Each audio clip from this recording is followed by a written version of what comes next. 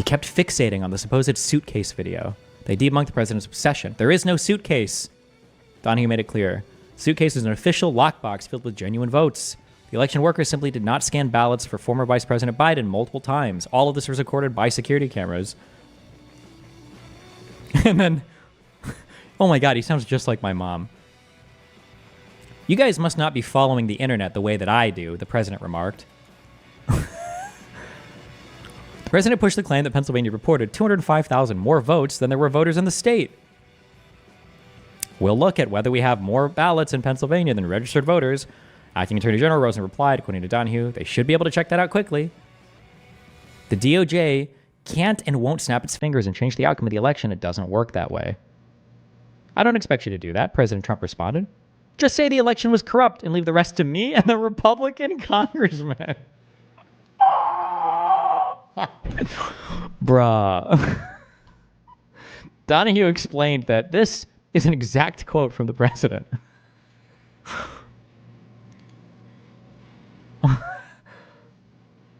We have an obligation to tell people that this is an illegal, corrupt election. President Trump told the team. Hold on, that's just such a good fucking quote. Is there like a full deposition or a full statement? I'll look at that. Leave it to us. Leave it to us. We got it, guys.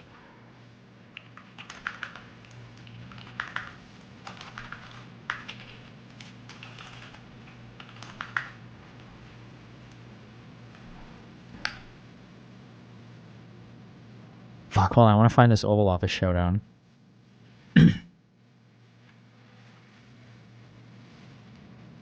It's such good drama. It's such a good fucking meme, dude. When President Trump made those demands on the 27th, it was already crystal clear that the DOJ, so he's demanding that they send out fake letters, basically, right? It was already crystal clear that the Department of Justice had found no evidence of systemic fraud. The department simply had no reason to assert that the 2020 presidential contest was an illegal, corrupt election. People tell me Jeff Clark is great and that I should put him in, President Trump said on the call. People want me to replace the DOJ leadership. Donahue responded, Sir, that's fine. You should have the leadership you want. But understand, changing the leadership of the department won't change anything. The president didn't really care what facts had been uncovered by the DOJ. President Trump just wanted the department to say the election was corrupt so that he and the Republican... Okay, this is kind of opinion, but yeah. Well, I mean, obviously I didn't say it's true, but... And then Scott Perry calls Donahue.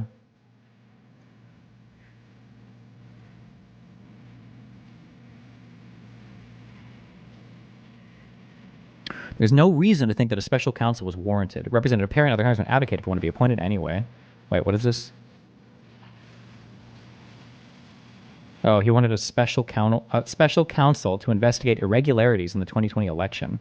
Why would you even need a special counsel for that? Wait, what? For what?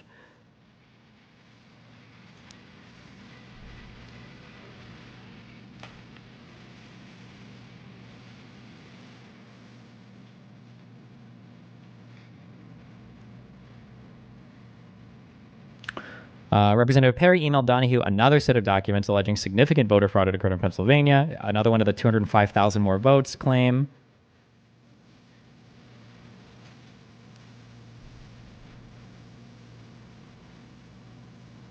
As soon as Brady discovered... email to Scott Brady, who was the U.S. attorney for the Western District of Pennsylvania at the time.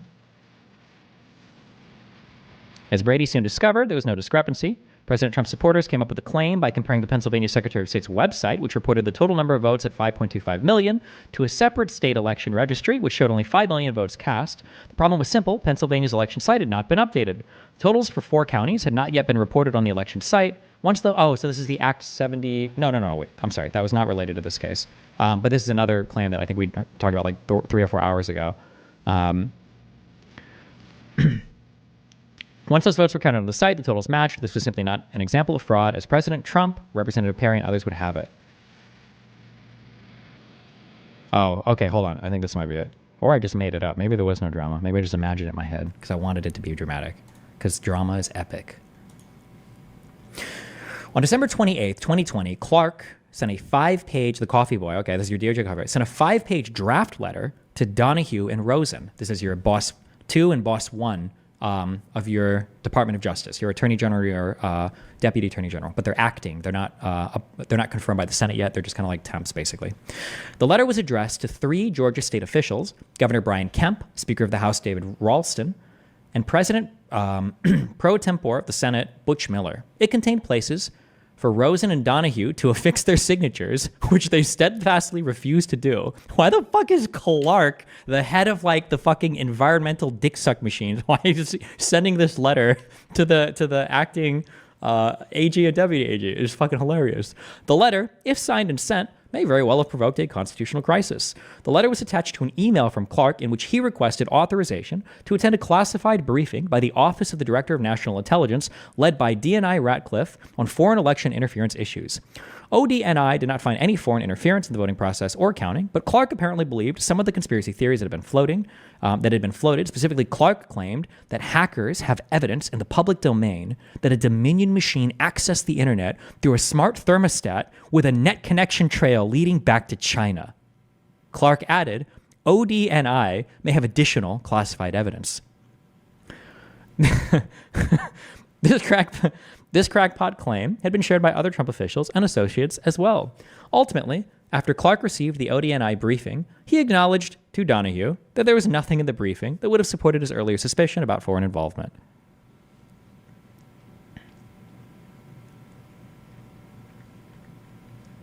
Clark intended to send the letter to officials in Georgia and several other contested states that President Trump needed to flip if he was going to overturn the election results.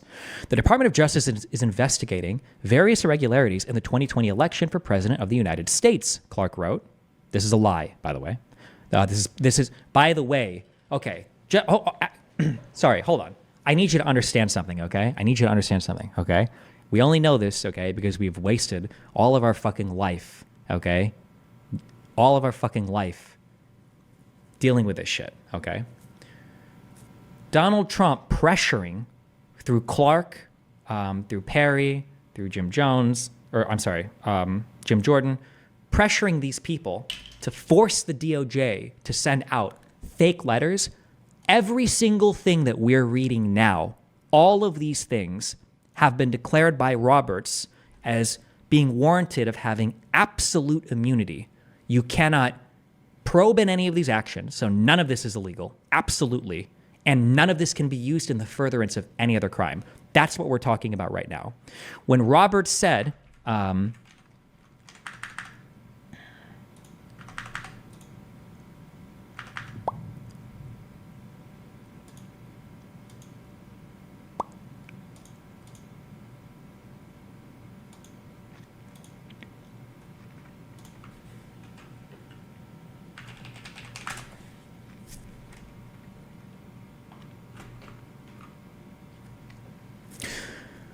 certain allegations, such as those involving Trump's discussions with the acting attorney general, are readily categorized in light of the nature of the president's official relationship to the office held by that individual.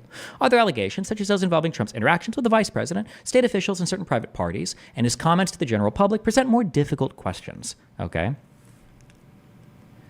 Because the president cannot be prosecuted for conduct within his exclusive constitutional authority, Trump is absolutely immune from prosecution for the alleged conduct involving his discussions with Justice Department officials, okay? And the rationale that Roberts gives is that, listen, okay? Because we're not having a factual disagreement here. It's not a factual disagreement. This is an interpretation of law. They're not saying, well, did Trump even really have those conversations? They're saying it doesn't matter.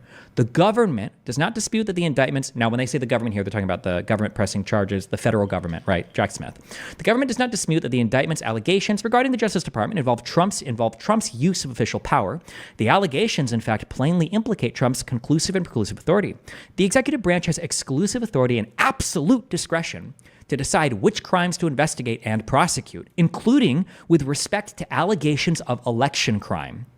And the president's management of the executive branch requires him to have unrestricted power to remove the most important of his subordinates, such as the attorney general, and their most important duties. The indictment's allegations that the requested investigations were shams or proposed for an improper purpose do not divest the president of exclusive authority over the investigative or the prosecutorial function of the Justice Department and its officials. Because of that, he is absolutely immune. So just be aware of that. As we read this, that's what Roberts is talking about. This is why I get so mad when people say that, like, oh, well, when you say, oh, so can the president order a hit on somebody and have them assassinated? And somebody goes, actually, no, it's not in the president's official powers to assassinate people. Oh, is it in his official powers to direct the DOJ to send false letters to states to win the election? That's not in his official powers, is it? But anyway, so just so you know, this is all that is now untouchable. This has all been stripped from the case, okay? And all of this activity is absolutely fucking criminal, all right? Clark intended to send the letter to officials in Georgia and several other contested states to basically for this lie. Clark continued, the department will update you as we are able on investigatory progress, but at this time we have identified significant concerns that may have impacted the outcome of the election in multiple states, including the state of Georgia.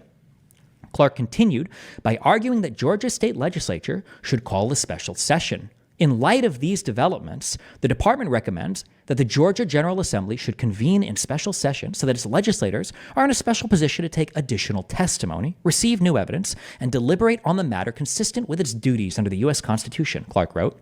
Clark referenced the fake electors that the president and his campaign organized and argued that there were two competing slates of electors, both of which were legitimate. There's that pesky slate of electors again. Crazy. The department believes that in Georgia and several other states, both a slate of electors supporting Joseph R. Biden Jr. and a separate slate of electors supporting Donald J. Trump gathered on December 14, 2020 at the proper location to cast their ballots, and that both sets of these ballots have been transmitted to Washington, D.C. to be opened by Vice President Pence, Clark wrote. The letter was a lie. Senior DOJ officials, Barr, Rosen, and Donahue, had repeatedly stated the opposite. They found no evidence of fraud that would have impacted the election's results, none. Giuliani attempted to execute its dual-track strategy by both filing lawsuits and convincing state legislatures, blah, blah, blah.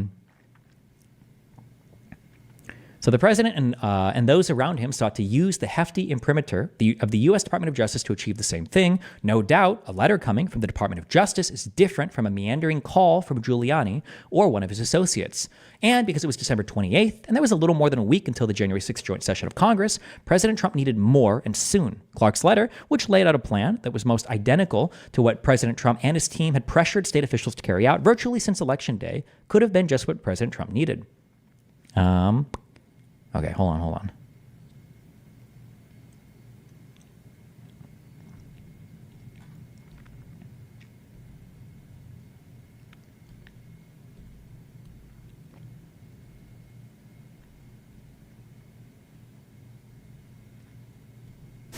When Giuliani was asked during his select committee deposition whether he remembered discussing DOJ issuing a letter like Clark's, Giuliani refused to answer because it implicated attorney-client privilege with President Trump.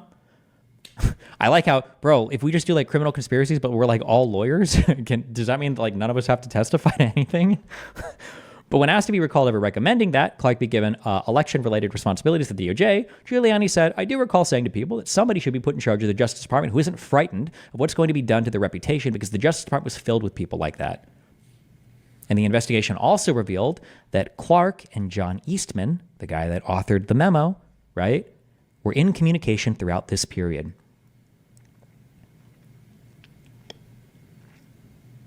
Who the fuck was this guy? I don't even remember this name. One person who had worked with Eastman and others in his circle was a lawyer installed to work with Clark at the Department of Justice in mid-December, the final weeks of the Trump administration, named Ken Klukowski. Klukowski was a Trump administration political appointee serving as a senior counsel under Clark in the DOJ Civil Division. After serving as a lawyer in the Office of Management and Budget for more than a year and volunteering as a lawyer for the Trump campaign after Election Day, Klukowski only joined the department when the administration's personnel staff expedited his appointment because the White House's Presidential Personnel Office wanted him in soon. On the morning of December 28th, Clark asked Klukowski to draft the Georgia letter for him. He dictated the substantive key points of the letter to Klukowski, told him exactly what to include. And then after that, he sent the letter to Clark. which Clark sent along to Rosen and Donahue. Donahue quickly responded to Clark's email stating, "There is no chance that I would sign this letter or anything remotely like this." Fuck, do they have these emails? Somebody should go look this up. The annotation on 211. The plan set forth by Clark was, quote, "not even within the realm of possibility," end quote. Donahue warned that if they sent Clark's letter, it would be a grave step for the department to take, and it could have tremendous constitutional, political, and social ramifications for the country. Contrary to President Trump's and Clark's wild claims about the election, Donahue stressed that the DOJ's ongoing investigations related to matters of such a small scale that they simply would not impact the outcome of the presidential election. Clark's assertion to the contrary was baseless. Donahue and Rosen reaffirmed their opposition to the draft letter.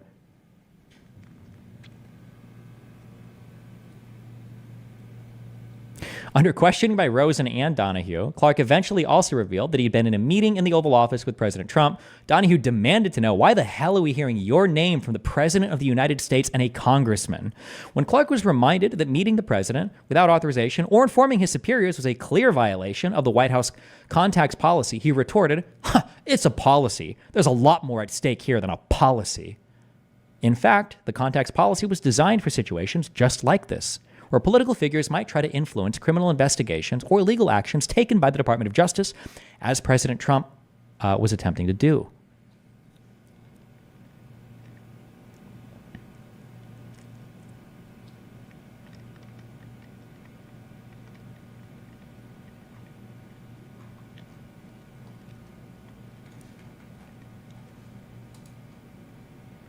Email.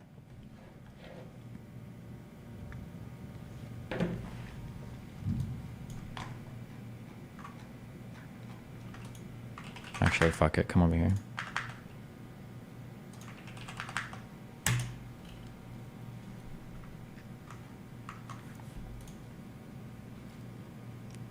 What the fuck is this? Secure.winred.com. The Election Defense Fund.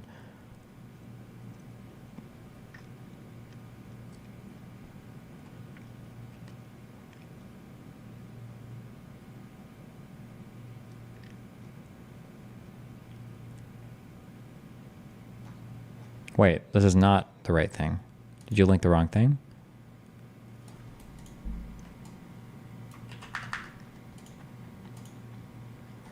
It's in backwards order.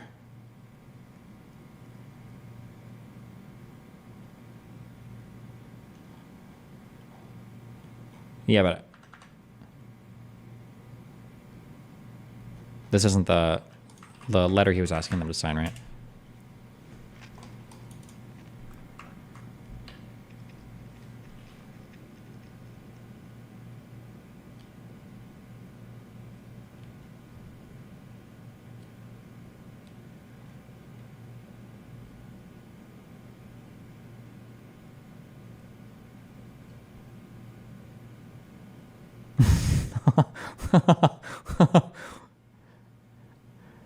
Giuliani believes that he has legal defenses to this complaint. It's desirous to avoid unnecessary expenses in litigating what he believes to be unnecessary disputes. So this is so he receives a summons, and this is his response. Nolo contendere stipulation.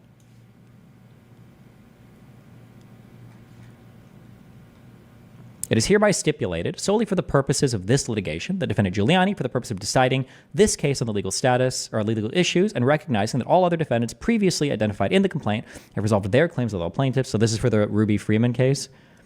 He concedes solely for purposes of this litigation before the court and on appeal that defendant Giuliani made the statements of and concerning plaintiffs, which include all the statements detailed in plaintiff's amended complaint. And he does not dispute for purposes of this litigation that the statements carry meaning that is defamatory per se. For the purpose of this litigation only, published those statements to third parties. So he did say these things. He acknowledges that they are defamatory. He doesn't contest that to the extent that the statements were statements of fact and otherwise actionable, such actionable factual statements were false. This stipulation, however, okay, this does not affect Giuliani's ability to seek set-off, offset, or settlement credit, or his argument that his statements are constitutionally protected statements or opinions, or any applicable statute of limitations, or that Giuliani's statements, in fact, cause plaintiffs any damages, and the amount of any alleged damages which Giuliani's statements may have caused, or any other legal defense not expressly waived by this stipulation. And he does not contest solely for purpose of litigation, including any appeal on this, blah, blah, blah. That he didn't... stipulation does not affect Giuliani's ability to... Okay. I might have lied. Okay. However, that is my right. That is my God-given right. God damn it.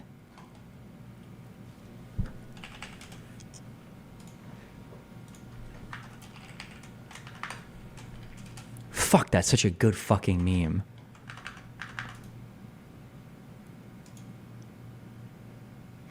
That's going in here too. We have to work that in.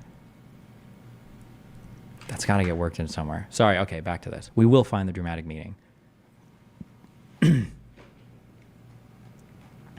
I want to relive the moment now. Fuck. December 29th meeting. The next day, Rosen, Donahue, and Engel had a meeting with Mark Meadows, Pat Cipollone, and Cipolloni's deputy, Pat Philbin, in the White House Chief of Staff's office. While the meeting dealt primarily with the presidential transition, the group discussed a draft civil complaint modeled after Texas v. Pennsylvania that the president wanted the DOJ to file challenging the results of the presidential election, tentatively called U.S. v. Pennsylvania. The DOJ officials said that they had not had time to thoroughly review the proposed suit, but initially indicated that it appeared to be flawed and did not seem viable for the DOJ to file.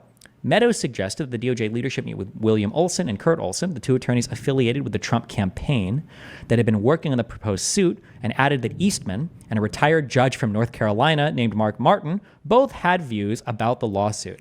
Can you imagine? What are Donahue and Rosen's background? Imagine that you've worked your life and you've hit these positions where you're serving these pretty prestigiously high up positions in the White House. And the president's like, okay, listen, all right? I got a guy, my lawyer, okay? Fuck you fucking retards. I got a guy who looked over this, all right? And he says this shit is sick, okay? I just need the DOJ letterhead on it, okay? We're going to file suit. It's going to be fucking based, okay? It's going to be based, all right? This guy looks like he's AI. Holy shit. I've never seen a more AI-looking motherfucker in my life. The link is not correct on the J6 report. Oh, because it's labeled wrong. Here's the...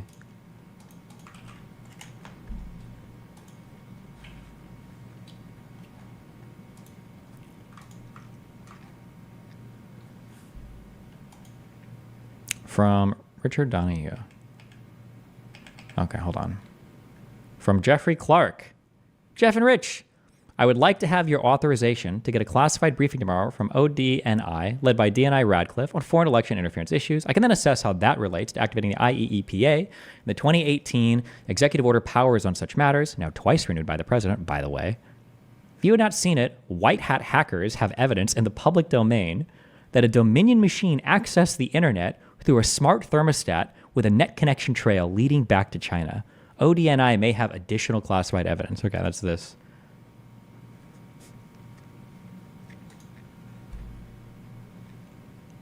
Attached is a draft letter concerning the broader topic of election irregularities of any kind. The concept is to send it to the governor, speaker, and president pro tem of each relevant state to indicate that in light of time urgency and sworn evidence of election irregularities presented to courts and to legislative committees, the legislatures thereof should each assemble and make a decision about elector appointment in light of their deliberations. I set it up for signature by the three of us. I think that we should get it out as soon as possible. Personally, I see no valid downsides to sending out the letter. we do a little lying. I put it together quickly, and I would want to do a formal site check before sending it, but I don't think we should let unnecessary moss grow on this. Who is this guy? Is like a what was he again? What was his position? You're talking to the acting attorney general, the top of the DOJ, and then the guy right beneath him. They're acting. They're not going to send it confirmed, but this is the head of the DOJ, and then the guy right beneath him. And you're like, we're going to go ahead and send this letter out. I just need you two dipshits to sign it for me, okay? As a small matter, I left open me signing as the Assistant Attorney General of the Civil fucking Environmental whatever after an order from Jeff as acting Attorney General designating me as an actual acting Attorney General of Civil under the Ted Olson OLC opinion, and thus freeing up the acting AAG spot in ENRD for John Brightbill to assume. But that is a comparatively small matter. I wouldn't want to hold up the letter for that. But I continue to think that there's no downside with this view's 23 days left in the president's term to give John and I that added boost in DOJ titles. Jesus Christ. Can we just get like some promotions going here before we sign this shit? Because it's going to look like way more based. Okay. It's going to look way more based. Also, by the way, I have a 5 p.m. internal call with, is this Sydney Powell? OASG plus ENRD, Toyota team, SDNY. No, this is probably Southern District of New York. These are probably courts or something, I guess, maybe. Plus OA, the Office of something something and the Environmental something. I bet this is something like that. Toyota team, and I'm trying to settle that before January 20th, maybe 120. But I'm free to talk on either or both of these subjects circa 6 p.m. plus. Or if you want to reach me after I reset work, venue to home, my cell phone is here.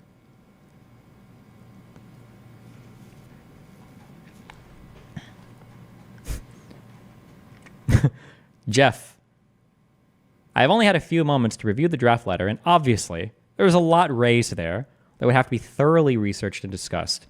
That said, there is no chance that I would sign this letter or anything remotely like this.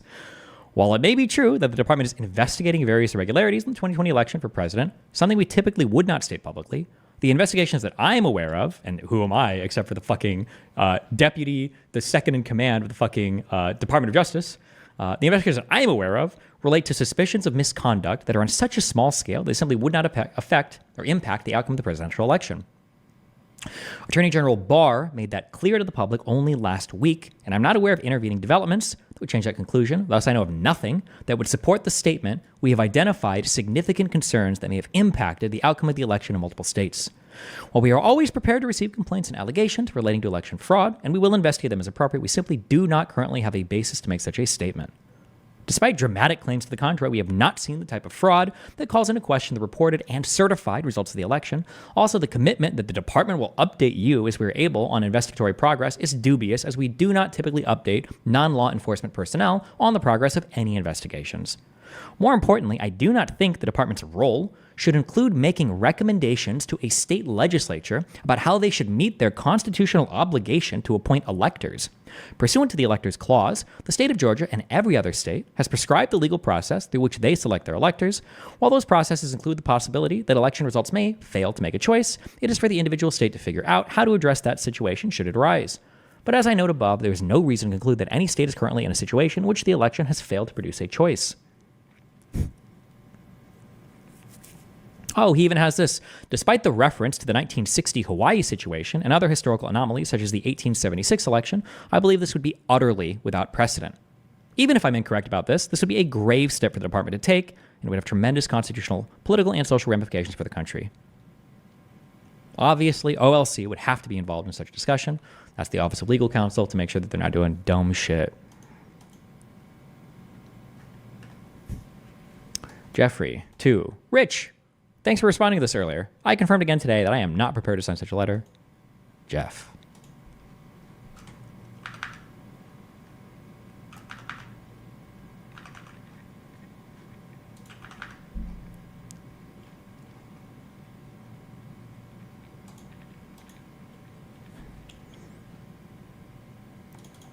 Page 44.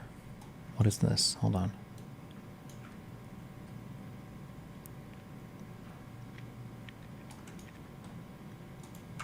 Wait, no, hold on. I don't have time to go through every fucking thing, okay?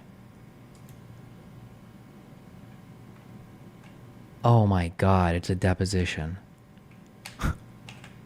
Oh shit, I do have time. We'll read a little bit. Fuck. I feel like depositions are like the big memes. You're not in a cucked courtroom all day. It's more relaxed. Still under oath, though. I love under oath conversations. You know why? Because there's accountability. Destiny, who's the guy sending these emails to the DOJ people? The Don't Let Moss Grow guy? It's Clark. He's just a guy that Trump likes in the DOJ that Trump's been talking to. Basically, Trump is like, okay.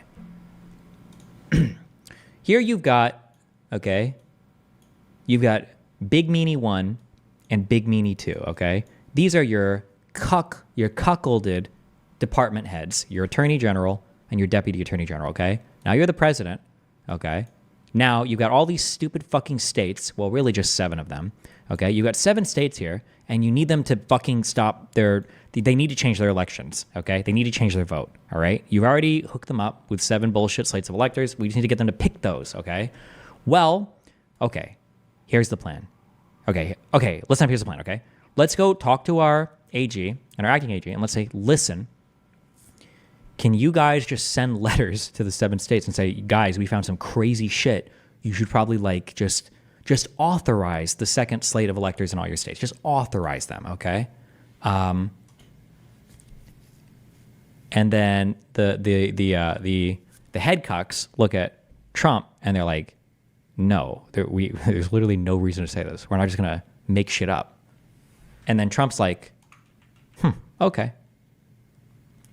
Then Trump disappears, but not before saying, there's a guy that works in the DOJ. I think his name is Clark. He seems like a cool dude.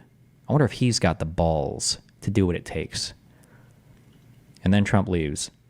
And now these guys are like, okay, why the fuck does Donald Trump, okay, who doesn't know, he probably doesn't even know the 3 branches of government.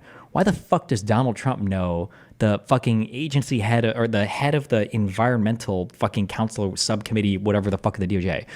So then they go and they talk to Clark, and Clark, okay, who's like a coffee boy in the DOJ. They're like, why the fuck is Donald Trump bringing you up? And Clark's like, well, I don't know. Maybe Donald Trump just needs a brave guy to get the job done, okay? And like, this is like violating policy. Like, you're not allowed to do this, right? Like, he has to go through us. He can't just talk to you fucking retard. And he's like, actually, you're both the retards because this is more important than policy. This is about saving our country. And they're like, okay. So Clark and Trump have conversations, and Trump's like, you know what? You seem like a cool guy, Clark. You know what? Actually, I'm going to hook you up with a friend of mine, okay? I got a Rick Perry over here, and I think a Giuliani over here. They're going to talk to you. And then they talk to Clark. And you know what, Clark? You're a brave dude. You need to do something about the DOJ. You got to send letters. You got to tell these states that the election is bullshit, okay? You've got to save the country. You have to save. We're facing oblivion. It's up to you, Clark. And then Clark is like, holy shit, you're fucking right, okay? So then Clark's like, I got an idea, okay? So Clark, okay, he gets some help with some other bullshit dude. He writes this letter, and he's like, okay, I got the letter. It's going to say there's huge voter fraud, all right? We found it, all right? We just need a little bit more time to prove it, okay? So he writes this whole letter, and then Clark goes back up to the bosses and like, hello, why are you talking to us again? And he's like, listen, I got a sick thing, okay? Here's a letter. Can you promote me and this other dude so that we're like more based on our titles? And then I need you guys to sign this letter, and then we're good. And then obviously these two look at the letter and like, okay, well, this is saying a bunch of like bullshit and lies. So why the fuck would we sign this letter? We're not going to fucking sign this letter. It's completely fucking fake. And then that's where we're at in the story.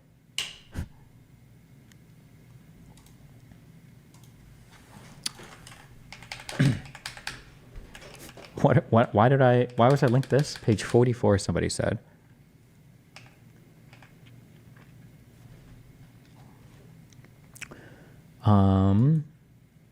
Who is this between? Select committee interview of Eric Hirschman. Fuck, who is this guy again? He's another attorney. Was he one of the crazy outside attorneys? Or was he like actually like White House staff?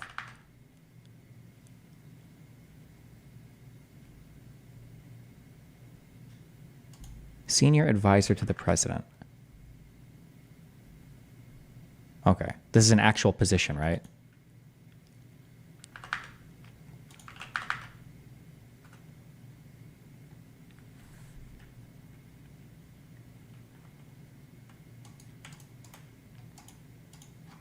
Sorry, hold on. Where was I? Okay, wait.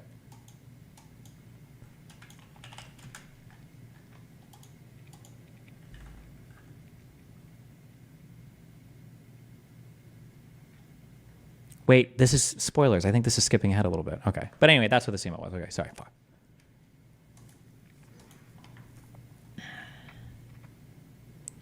Okay, so they're having a meeting on the 29th of December, okay? We've got Rosen, Donahue, and Engel. Let's see. Is Engel somebody with the DOJ, right? I think. He was Assistant Attorney General for the Office of Legal Counsel, okay? Anytime the executive branch wants to do anything, if Obama wants to drone strike somebody, if the president wants to go fuck somebody, generally you always run down to the Office of Legal Counsel and you check with them. You're like, hey, listen, I'm like the president. I want to do a thing. Is this legal or is my Supreme Court about to fuck me on this? And the Office of Legal Counsel will review what you're going to do. They cite prior case law. You know, they look at shit like, yeah, that's probably good. Or I probably shouldn't do this. You probably should do this a little bit differently, right? That's what the OLC is for, Office of Legal Counsel, okay?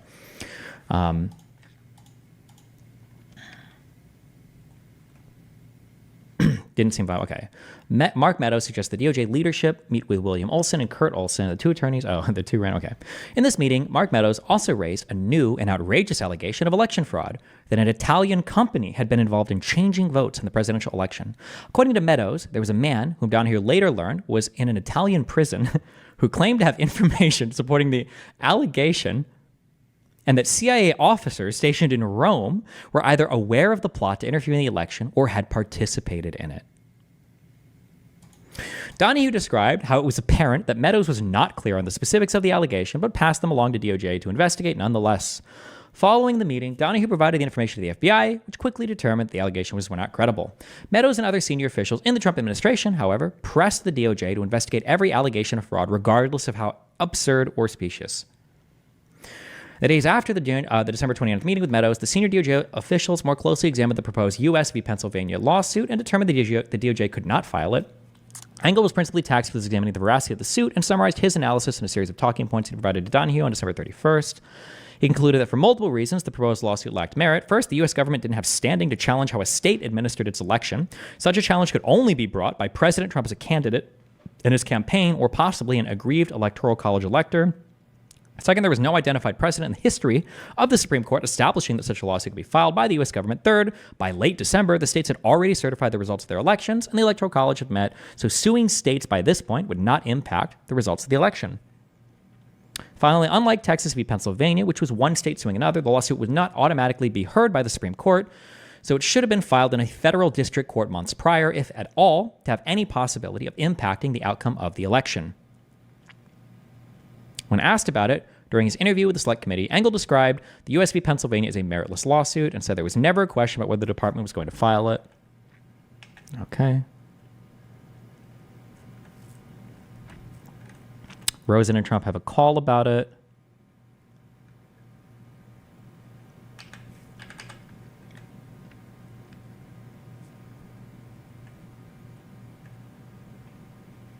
What, is it December 31st? Is this when the... Okay, we're just reading all of it. I'm sorry, it's just so fucking, it's so memey, okay? On December 31st, 2020, President Trump suddenly returned to Washington, D.C. from Florida, where he'd been celebrating Christmas, probably preparing a room for his new secret documents that were going to be coming in a few weeks.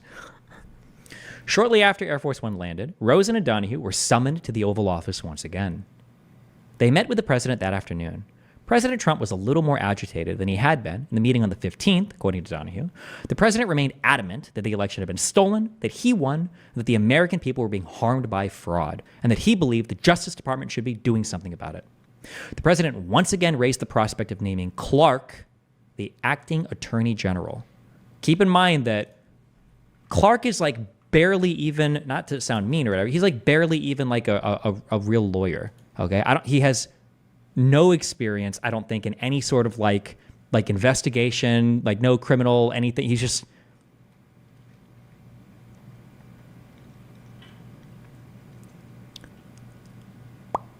He clerked in the U.S. Court of Appeals in the Sixth Circuit, and then he served as the Deputy Assistant Attorney General for the Environment and Natural Resources Division of the Justice Department.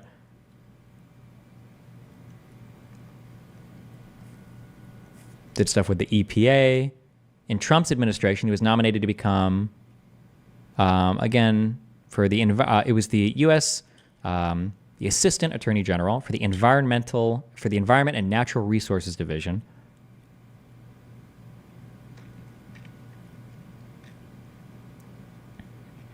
But okay, so just that's so Trump is like, by the way, this guy, maybe we should make him, maybe he's the man enough to do what needs to be done. Okay. The president once again raised the prospect of naming Clark the acting attorney general. Donahue and Rosen repeated what they had told the president previously, that he should have the leaders that he wanted, but it's really not going to change anything. Trump again asked why the DOJ would not file a complaint with the Supreme Court, alleging that the election was fraudulent. I don't even know if Trump knows what the fuck standing means. Like what? Like you can't just go to the Supreme Court and like say like, can you just like do something? Like we just want to sue somebody. It's like, you're not even allowed to. You're the federal government. Like what right do you have to sue a state about how they set their elections up? What the fuck are you talking about? You can't do this. Rosen and Donahue explained once more that the DOJ did not have standing. The DOJ represents the federal government, not the American people. President Trump was incredulous and became very animated. The president kept repeating the same questions. How is that possible? How can that possibly be? President Trump also floated the prospect of naming a special counsel, suggesting Ken Cuccinelli from the Department of Homeland Security as a possible candidate. This sounds like the kind of thing that would warrant appointment of a special counsel. Donahue recalled the president saying, the president did not order the DOJ to name a special counsel, but he was clearly still thinking about it. Donahue and Rosen didn't say a lot in response, but simply pointed out there was no evidence to support that the many individual allegations that had been made, so there was no evidence that would warrant appointing a special counsel. President Trump again raised the Antrim County, Michigan allegations. As mentioned above, bipartisan election officials in Antrim County completed a hand recount of all ballots on December 17th. That should have resolved the matter once and for all. There was simply no evidence that Dominion's machines had manipulated the result, but President Trump would not accept this reality. During the December 31st meeting, the president also raised the prospect of seizing the voting machines. Why don't you guys seize machines, he asked. You guys should seize machines because there will be evidence. Donahue recalled President Trump saying, Rosen pushed back, saying that the DOJ had no basis to seize voting machines from the states. They needed a search warrant. But there was no evidence to justify one. Rosen explained to President Trump again the DOJ had no responsibility for oversight as the states conduct the elections. Rosen added that to the extent that any federal agency is involved, it's the Department of Homeland Security, which ensures software selection and quality control. At that point, the president called Ken Cuccinelli. Donahue recalled the president saying something along the lines of, Ken, the acting attorney general is telling me it's your job to seize machines. Rosen had said nothing of the sort, but Cuccinelli quickly shot down the president's line of inquiry, making it clear that the Department of Homeland Security had no such authority. White House counsel Pat Cipollone was also in attendance and supported the DOJ leadership throughout the meeting. When Rosen spoke to Clark by phone on December 31st or January 1st, Clark revealed that he had spoken to the president again, despite previously promising Rosen and Donahue that he would inform them of any contact that he'd received from the White House. Clark told Rosen that President Trump had offered Clark the position of acting attorney general, his job, right? Yeah, the president offered me your job, yeah. And he asked him to respond by Monday, January 4th. Clark, however, said that he needed to do some due diligence related to claims of election fraud, which ones, before deciding whether he would accept the president's offer. January 2nd, Rosen and Donahue confront Clark again, okay? They find him in the hallway. On Saturday, January 2nd, Rosen and Donahue attempted once again to persuade Clark to stand down. The two reiterated that Clark should stop meeting with the president. Donahue reprimanded Clark, emphasizing that he was the boss and that Clark's ongoing contacts with the president were in violation of DOJ's White House contact policy. Clark acknowledged that he had been briefed by the ODNI, as he had requested, and that there was nothing in that briefing that would have supported his earlier suspicion about foreign involvement.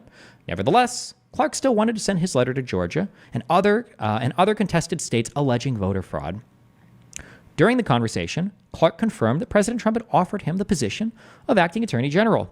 Clark told Rosen that he would decline the offer if Rosen and Donahue signed his dishonest letter to officials in Georgia. You don't want me to have your job? Fine. I'll tell him no, but I'll only tell him no if you sign the letter that says that the election is fake, okay? If you sign the letter, I'll go back to the office of, fucking trees and leaves, and we'll be chill. The two refused once again, making it clear that there was no way we were going to sign that letter. Rosen reiterated his decision in an email on the night of January 2nd, writing, I confirmed again today that I am not prepared to sign such a letter. That same day, Trump attempted to coerce Georgia Secretary of State Brad Raffensperger into manufacturing enough votes to steal the election in the state. That call is discussed in Chapter 2. That's I just need 15,000 votes or whatever he says. But one part of it deserves mention here. During that same call, President Trump brought up B.J. Pack, whom President Trump had appointed as the U.S. Attorney for the Northern District of Georgia. President Trump referred to Pack as "You're never Trump or U.S. Attorney there." The implication was that Pack was not doing enough to validate Donald Trump's fictitious claims of voter fraud. President Trump's mention of Pack proved to be ominous. January 3rd, Clark tells his boss that he will take his job. You know what, Rosen? I think I am going to take your fucking job. On the 3rd, Clark informed Rosen that he had decided to accept the president's offer for his fucking job. Clark offered Rosen. Clark said, "How about this? I'll take your job. You can take Donahue's job over there, okay? Fuck him. I didn't even like him. You have Donahue's job. I'll be your boss now. How about that, okay?" Clark offered Rosen the position of his deputy. Rosen thought that Clark's offer was preposterous and nonsensical. Rosen told the select committee that there was no universe where I was going to do that, to stay on and support someone else doing things that were not consistent with what I thought should be done. Donahue believed that it was a done deal, and Clark would become the head of the DOJ. But Pat Cipollone told Rosen that it was not a done deal and that we should fight this out at the White House. The White House call logs from January 3rd show that President Trump and Clark spoke 4 times that day, starting at 6:59 a.m. The first 3 calls of the day, 2 in the morning. Wait, hold on. Somebody said, "I thought the Senate has to affirm the president's pick. How long can they be the acting attorney general for?" Who knows? The end of the Trump administration was real wacky. Who knows how long you could be acting for? But that is correct. An acting attorney general means that the president has appointed you to the role, but it's waiting for the Senate confirmation for the actual person. So they're just an acting attorney general. Yeah.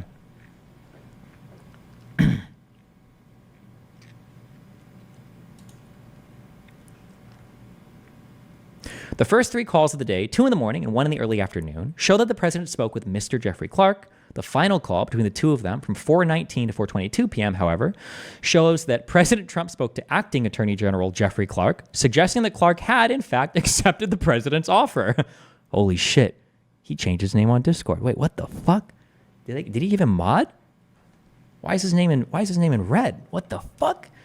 Acting Attorney General Rosen told the Select Committee that he would have felt comfortable being replaced by either Donahue or Engel, but he did not want the Department of Justice to be put in a posture where it would be doing things that were not consistent with the truth, were not consistent with its own appropriate role, or were not consistent with the Constitution. As a result, Rosen took 4 immediate steps to try and prevent Clark's ascension to Attorney General. First, he called Mark Meadows and asked him to set up a meeting for that evening with President Trump. So Mark Meadows is in the position of, is it not chief of staff. It's like the most senior White House staff manager guy, right? It is. It's the White House chief of staff. Okay. This is like your guy who like manages everybody. When you like tell the president, like, I need to talk to like just everybody, like this is the guy that you talk to like make anything basically happen. He's like the top of all of your, like organizing everybody that you need to talk to do anything basically, right? This is your chief of staff, your go-to dude basically.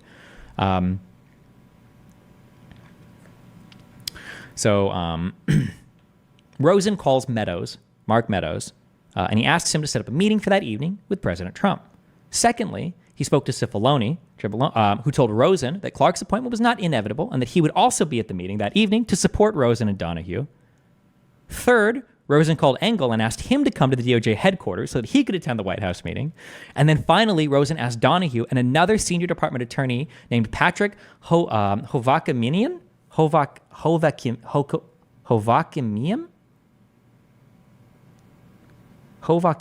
I don't know. Hovakimian. I don't know, whatever. To convene a meeting of the rest of the department's leadership to describe the situation to them and hear how they would react to Clark's appointment. So he's setting the alarm bells, okay?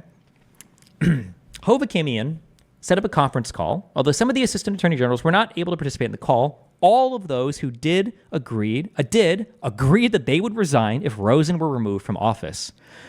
Pat drafted a resignation letter that read, This evening, after Acting Attorney General Jeff Rosen, over the course of the last week, repeatedly refused the president's direct instructions to utilize the Department of Justice's law enforcement powers for improper ends, the president removed Jeff from the department. Pedog, Rich Donahue, and I, Acting Attorney General, Deputy Acting Attorney General, PA, Deputy Attorney General, what is this? Whatever. Donahue, this is Donahue, our Acting Deputy Attorney General, and I resigned from the department effective immediately. Hope-A-Gimium never sent the letter because the threat of mass resignation dissuaded President Trump from replacing Rosen. Regardless, the letter stated a plain truth. President Trump was trying to use the DOJ for his own improper ends.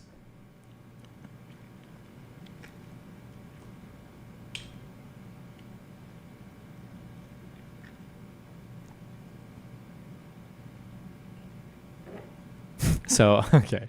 Fuck, I'm sorry. This is also fucking memes. January 3rd.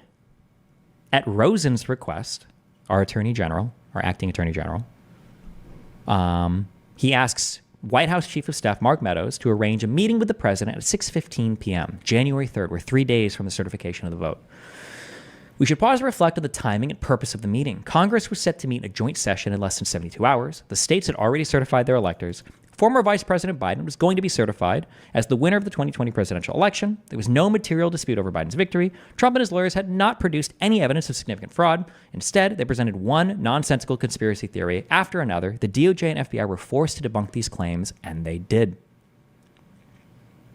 None of this stopped President Trump's effort to subvert the DOJ. Quite the opposite. The president pushed forward with a plan to install Jeffrey Clark as the acting AG, apparently to attempt to interfere with the certification of the EC vote on January 6th. It is for this reason that Rosen requested an emergency meeting on January 3rd. Before heading into the Oval Office, Rosen and Donahue discussed the possible leadership change with Cipollone and Pat Philbin. They were completely opposed to it, Donahue explained. In fact, no one who attended the Oval Office meeting supported leadership change other than Jeffrey Clark, this fucking loser coffee boy who's just tagging along, be like, I'm going to be your fucking boss, guys. By the way, I talked to Trump again. I know I'm not supposed to, but like, what are you going to do about it? Donahue didn't initially join the meeting, but the president soon called him in. During the meeting, Clark attempted to defend the last-minute move to make him the acting attorney general. Clark said that he would conduct real investigations that would, in his view, uncover widespread fraud. Clark declared that this is the last opportunity to sort of set things straight with this defective election, and that he had the intelligence, the will, and the desire to pursue these matters in the way that the president thought most appropriate. Everyone else quickly disagreed. President Trump asked Donahue and Engel, what would they do? And they both confirmed that they would resign. Donahue added that theirs would not be the only resignations. You should understand that your entire department leadership will resign, Donahue recalled saying. This included every assistant attorney general. Mr. President, these aren't bureaucratic leftovers from another administration, Donahue continued. You picked them. This is your leadership team. You sent every one of them to the Senate. You got them confirmed. Donahue argued that the president would look bad in the wake of the mass resignations. What is that going to say about you when we all walk out at the same time? Donahue recalled asking the president, and what happens if, within 48 hours, we have hundreds of resignations from your Justice Department because of your actions? What does that say about your leadership? Steve Engel reinforced Donahue's point, saying that Clark would be leading a graveyard. White House counsel Pat Cipollone threatened to resign as well, describing Clark's letter as a murder-suicide pact. Cipollone warned that the letter would damage everyone who touches it, and no one should have anything to do with it. Some of the participants in the meeting argued that Clark was the wrong person for the job of Attorney General. Clark attempted to defend his credentials, arguing that he had been involved in complicated civil and environmental litigation. That's right, you're an environmental lawyer, Donahue fired back. How about you go back to your office and we'll call you when there's an oil spill? The meeting lasted approximately 3 hours. Only toward the end of the contentious affair did President Trump decide to reverse his earlier decision to make Clark the acting assistant attorney general. Donahue recalled President Trump addressing Clark along the following lines. I appreciate your willingness to do it. I appreciate you being willing to suffer the abuse. But the reality is, you're not going to get anything done. These guys are going to quit. Everyone else is going to resign. It's going to be a disaster. The bureaucracy will eat you alive. And no matter how you want to get things done in the next few weeks, you won't be able to get it done. And it's not going to be worth the breakage. Keep in mind, hello?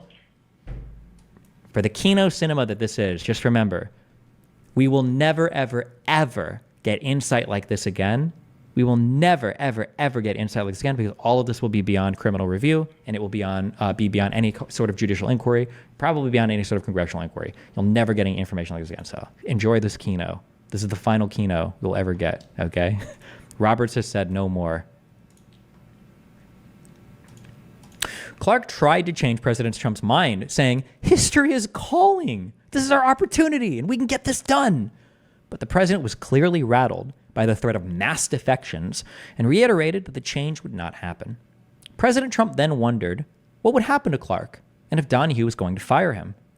Donahue explained that only the president had that authority. Does he not know that the president is the one who appoints and fires like his officers or whatever, or their inferior officers, right? I think is what you call them. That was the end of the matter. We all got up and walked out of the Oval Office, Donahue recalled. But for one DOJ employee, the matter was not entirely settled. During the January 3rd meeting in the Oval Office, President Trump complained bitterly about B.J. Pack, the U.S. Attorney for the Northern District of Georgia.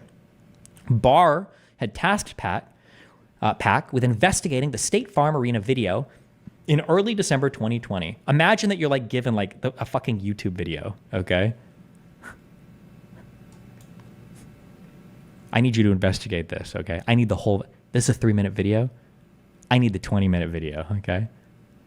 Like the FBI and Georgia state officials, Pack concluded that nothing nefarious had occurred. President Trump was dissatisfied. No wonder nothing's been found in Atlanta, because the U.S. attorney there is a never-Trumper, Donahue recalled the president saying. This is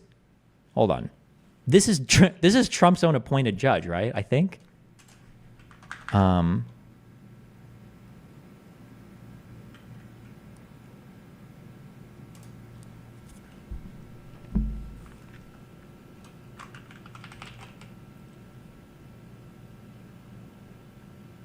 Let me check. He was nominated by President Donald Trump to become the United States Attorney for the Northern District of Georgia. It was confirmed by the Senate 2017. And he gets called a never-Trumper. Yikes.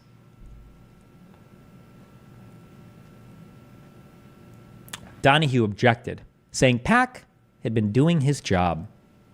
But the president insisted, pointing out that Pack criticized him years earlier.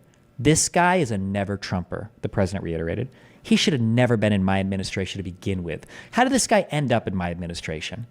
The president threatened to fire Pack. Can you fire a federal judge, or do you have to impeach? I don't know, actually, for federal judges. When Donahue pointed out that Pack was already planning to resign the next day, damn, I'd be like, fuck this. Wait, did he say he was resigning because of Trump's bullshit? A Monday. Wait, when Donahue pointed out that Pack was already planning to resign the next day, a Monday, President Trump insisted that it be Pack's last day on the job. Pack later confirmed to Donahue that he would be leaving the next day. President Trump asked if those in attendance at the Oval Office meeting knew Bobby Christine, who was the U.S. Attorney for the Southern District of Georgia. Even though Pack had a first assistant who was next in line for Pack's job upon his resignation, President Trump wanted Christine to take the role. Christine did take over for Pack, but he did not find any evidence of fraud either. It was Donahue's impression that Christine concluded that the election matters were handled appropriately.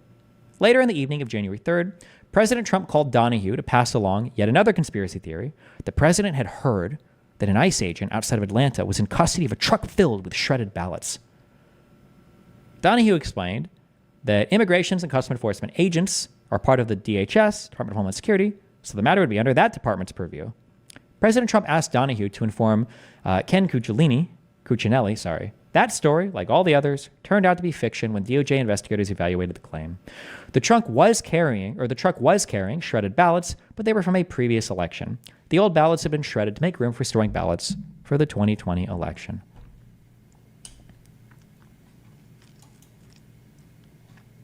Okay, wait. Okay, and then there's one more. Okay, that was one big fight, but there was another huge one with Sidney Powell and I think it was White House counsel. They like screaming at each other, right? Oh, when was this?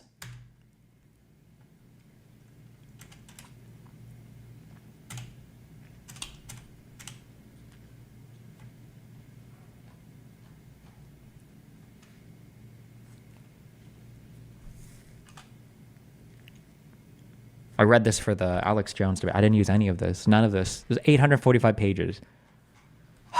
And then none of it came up with fucking dipshit Wald or Alex shit Jones. Fuck me, dude. But it's Kino. This is Kino.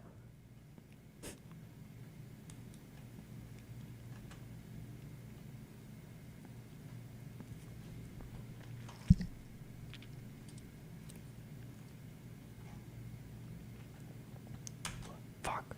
Did this not happen? Was it Giuliani? Maybe Powell wasn't here.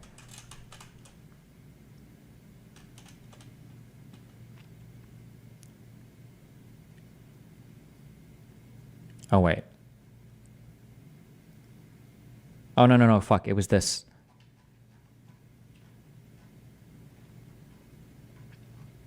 I think it was this. Maybe this one isn't as dramatic, but.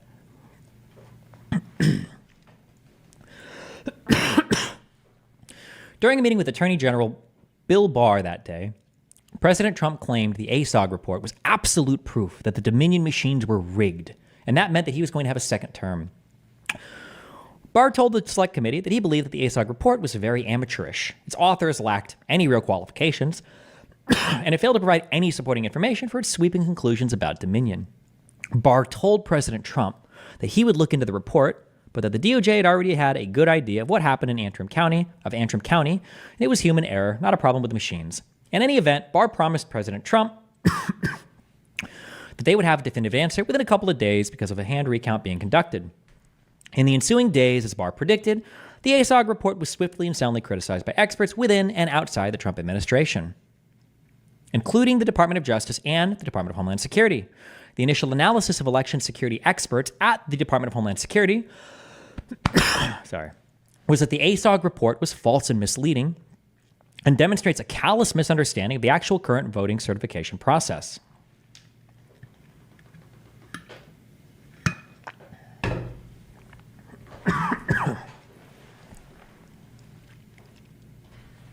Subsequent analyses of the ASOG report and the underlying data from Antrim County were even more critical. The thorough assessments, ASOG's inspector. More importantly, as Attorney General Barr had promised President Trump, within days of the release of the ASOG report, a full hand recount of every ballot cast in Antrim County confirmed the results reported by the Dominion machines and refuted ASOG's assertion that an algorithm has manipulated the vote count. Giuliani's chief investigator, Bernie Carrick, acknowledged that his team was not able to find any proof that a Dominion voting machine improperly switched, deleted, or injected votes during the 2020 election. President Trump was not swayed by these basic facts. The president continued to promote the ASOG report, hounding the DOJ to investigate the matter further. He returned the ASOG's claims during a December 27th call with Acting Attorney General Rosen and Acting Deputy Attorney General Donahue, citing the report's claimed error rate of 68% in Antrim County. Donahue pointed out that the president that the difference between the computer and hand count was only one vote, and that he cannot and should not be relying on ASOG's fraudulent claim because it was simply not true. President Trump's fixation on Dominion's voting machines and the baseless theory that the machines had manipulated votes led to a concerted effort to gain access to voting machines in states where President Trump was claiming election fraud. On the evening of December 18th, Powell, General Mike Flynn, Patrick Byrne met with the president at the White House. Over several hours, they argued that President Trump had the authority under a 2018 executive order to seize voting machines, right? So this is him, I think, bringing all of his lackeys, okay? He's like, fuck the White House counsel. I'm bringing my dudes, okay? These guys are going to tell me we can fucking get this shit done, okay? Several administration officials joined the meeting and forcefully rejected this extreme proposal. Okay, there's like screaming. People are just piling in. Okay, multiple lawyers in the White House, including Eric Hirschman, Derek Lyons, and White House counsel Pat Cipollone, pushed back strongly against the idea of seizing voting machines. Cipollone told the Select Committee that it was a horrible idea, which had no legal basis, and he emphasized that he had seen no evidence of massive fraud in the election. White House advisor Eric Hirschman similarly told the Select Committee that he never saw any evidence whatsoever to sustain the allegations against Dominion. National Security Advisor Robert O'Brien phoned into the December 18th meeting and was asked if he had seen any evidence of election fraud in the voting machines or foreign interference in our voting machines. O'Brien responded that his team had looked into that and there's no evidence of it. Around the same time, President Trump, Mark Meadows, and Rudy Giuliani were repeatedly asking the leadership, Department of Homeland Security, whether the agency had authority to seize voting machines, and they were repeatedly told that the DHS had no such unilateral authority. Giuliani and Powell were also engaged in efforts to access voting machines in multiple states with the assistance of sympathetic local election officials. Those efforts turned up no evidence of any voter manipulation by any Dominion machine, but President Trump continued to press this bogus claim. I think that might be what this part of the deposition was about. Did Giuliani give you any indication of why he was calling you about this? No, the phone call literally came out of the blue. I think this is Hirschman. I guess the part that's surprising to me is that he would be doing that on the morning of the 6th. Oh no, this is later on, I'm sorry. It seems pretty late to be seeking somebody's thoughts on an issue as monumental as the one you discussed with him. This is on the 6th, I'm sorry, this is later on, okay? Are you gonna include any of this in the video? Probably not, it's just too long. But it's like, it's so much, it's just so many memes. There could be like a whole play from this. Like, there's so many good memes here. It seems pretty late to be seeking somebody's thoughts on an issue as monumental as the one you discussed with him. I don't have an answer for that. I can only tell you that I remember the phone call. Do any members have questions? Okay, and then questioning. I guess before we move from Dr. Eastman, did you have any communications with Dr. Eastman either on January 6th or any time after that? I did. Can you tell us about those? Yes, it was the day after. Eastman, I don't remember why he called me, or he texted me or called me, he wanted to talk with me. And he said that he couldn't reach others, and he started to ask me about something dealing with Georgia and preserving something potentially for appeal. And I said to him, are you out of your fucking mind, right?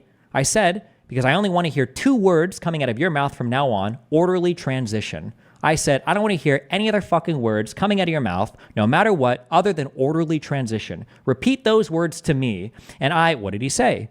Eventually, he said orderly transition. I said, good, John. Now I'm going to give you the best free legal advice you've ever gotten in your life. Get a great fucking criminal defense lawyer. You're going to need it. And then I hung up on him. Do you remember anything else about the conversation? That was it. Did you have any communication with him after that? I don't believe so.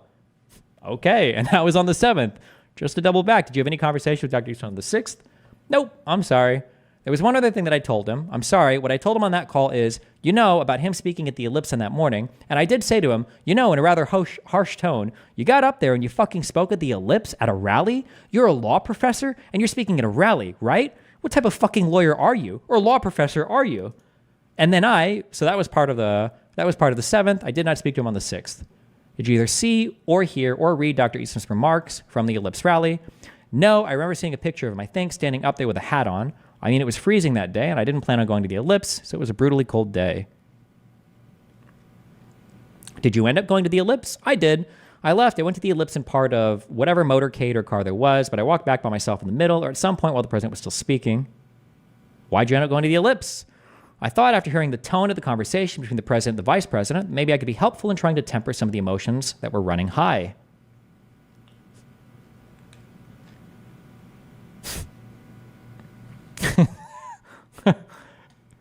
Bruh.